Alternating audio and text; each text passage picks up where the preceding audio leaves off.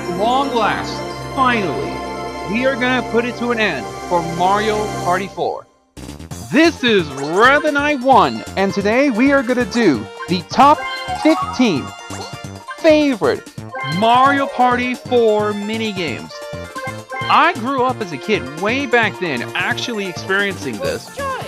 Right back then, when I was over at my middle school years, way back, it was so memorable enjoying the Mario Party games. Sometimes. Growing up as a kid, I actually remember playing these Mario Party games, starting from my first Mario Party 1 game, all the way to Mario Party 9. Even though I don't have Mario Party 10. But these minigames, they were so memorable. I can't tell you how much I actually enjoyed playing these minigames. From start to finish. These minigames hold so much memory and so much nostalgicness though, that I personally love Mario Party 4. I can't stop hating it. I grew up as a kid. Even though the sad part is, this is considered the last game to actually play DK one more time before ending it. From some darker times, straight over to unexpected surprises. Even though the game does have great aspects to bring out its nostalgic old classics, though I actually kind of like it. So, before we start, I want to let you know though, that this game, this clip, is going to be a two-part clip. It can't hold 15 minutes.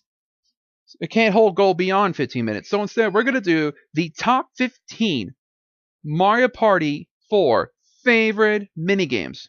And if you don't like how I actually picked them, that's okay, because remember, this is actually my top 15. So if it's not on your list, that's okay. It's just my personal opinion. So why don't we get started for the top 15? Why don't we just start off with something easy? I'm going to start off with some honorable mentions. Bowser Bop. This honorable mention is actually a eternal classical favorite minigame of Whack the Mole.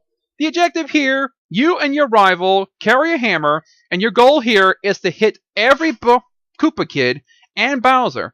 Whoever has the highest points under 60 seconds is the winner of the game. Koopa Kids though and Bowser bots will actually pop out randomly. 1 point is from a Koopa Kid and Bowser is worth 2 points. So whoever has the highest is the winner.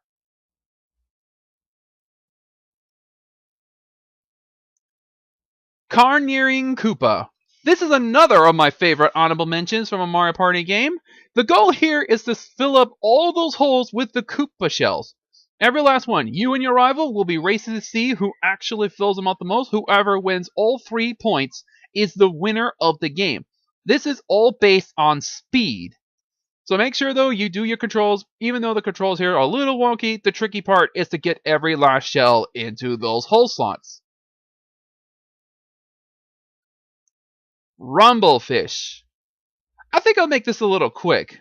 The Rumblefish minigame is all about patience. So I think you're just all you have to use your control here. Just wait patiently and you get your fish. I don't know why, but I like it. Take a breather. Another favorite short minigame? Simple. Just keep pressing the left and right pad alternately at all times.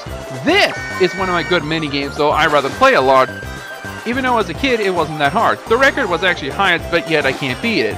So it requires you to keep pressing it left and right at all times to see who actually gets the longest.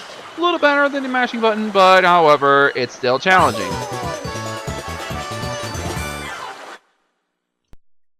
Right or left? Oh my god, where am I going to start with this honorable mention? Of course, it's a little bad, but it's not. It's a race minigame, and I do actually kind of like the aspect of this minigame here. The goal here is for you and your partner to get out of the dungeon as quickly as possible. However, the button controls are actually a little reverse.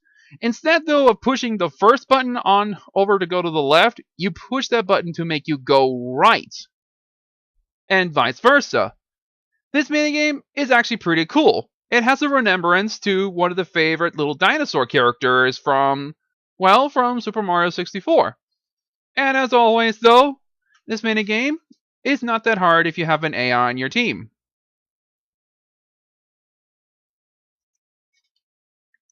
Bomb Breakers. Oh man, where do I start from this one? This memory game was a bit nostalgic. This reminds me so much of the Mario puzzle games, but with a little different trick on this one. The goal here of this minigame is to get the highest. Whoever gets 100 points in this minigame is the winner. If you feel you're too much on your slot though, you are out of the game, so make sure you beat everybody else. You can also use their areas as your advantage to actually steal points. It's a bit tricky, but it's all puzzle worthwhile. I can't tell you how many times, though, I had too much fun on this minigame. Sometimes, though. Of course, back then as a kid, though, this was the only minigame I couldn't get.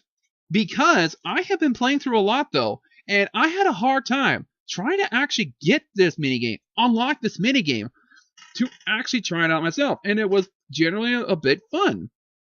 So, if you're into puzzle kind of mechanics in this one, this would be your minigame. Just to fairly warn you though, try not to overdo it though, like I am before, or otherwise you're probably going to end up pretty stuck.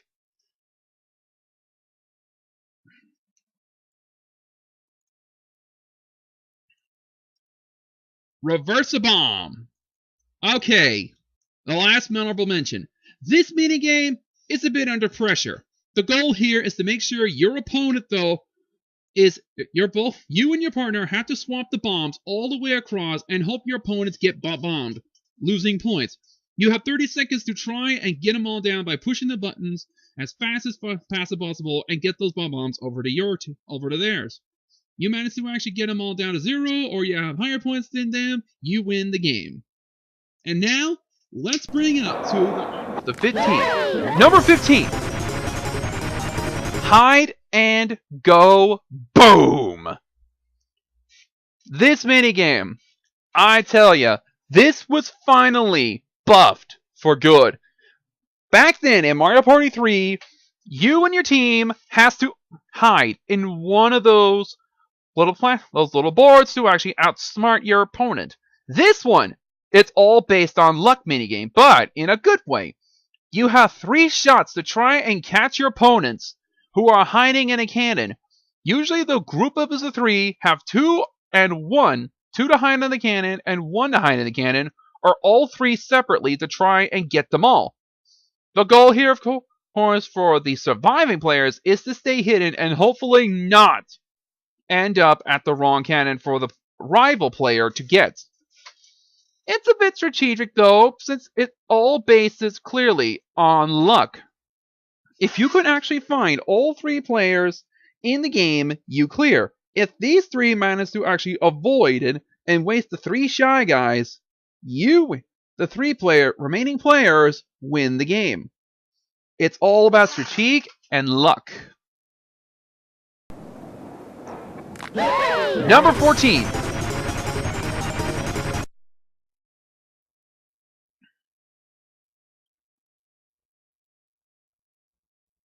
Mr. Blizzard's Brigade.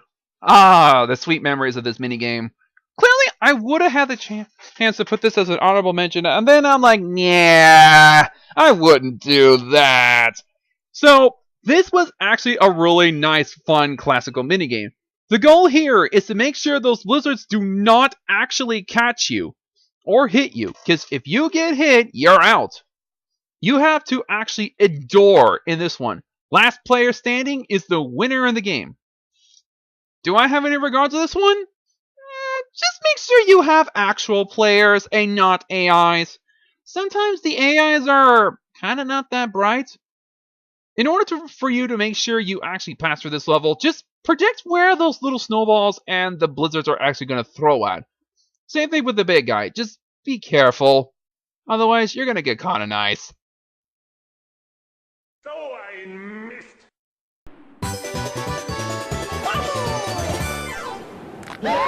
Number 13. Wait for it. Wait for it. Wait for it. Okay, there we go. Domination!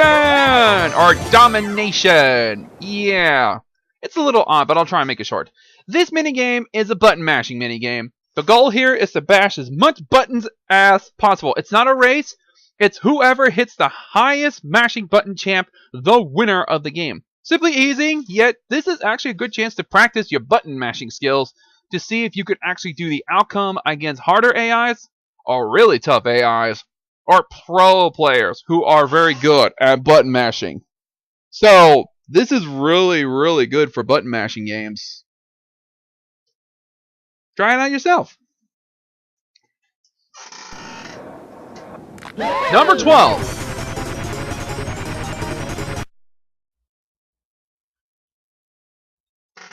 Goal!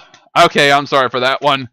Now, the objective for this one, the goalie here's only objective is to make sure the opposing team does not score a total of 10 points.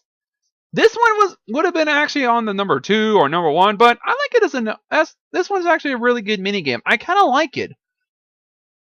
As for the opposing team, they have to actually try and get a total of 10 points before time runs out.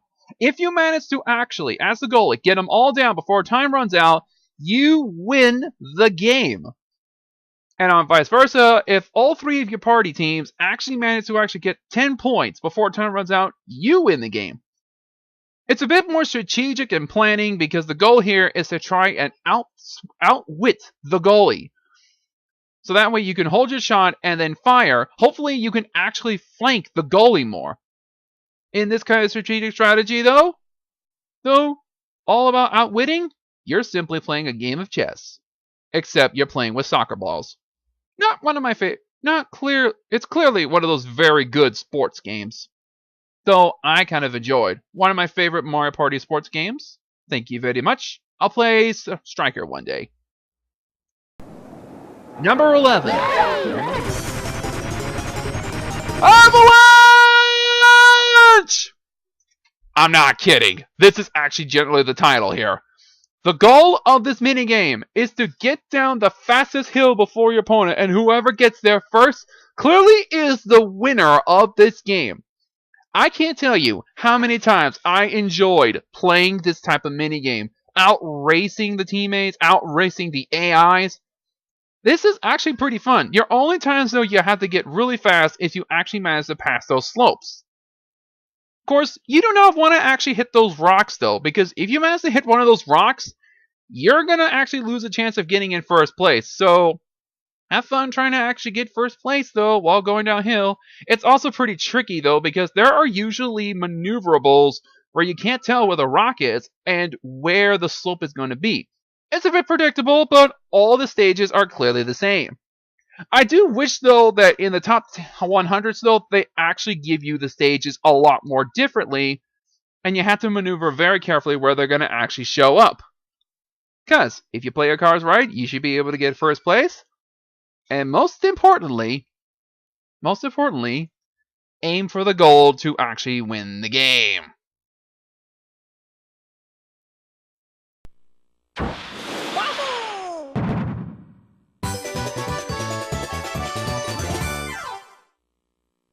Okay, so now that we're done with the first parts of it, next part, it will be the second part of my top 15 favorite Mario Party 4 minigames.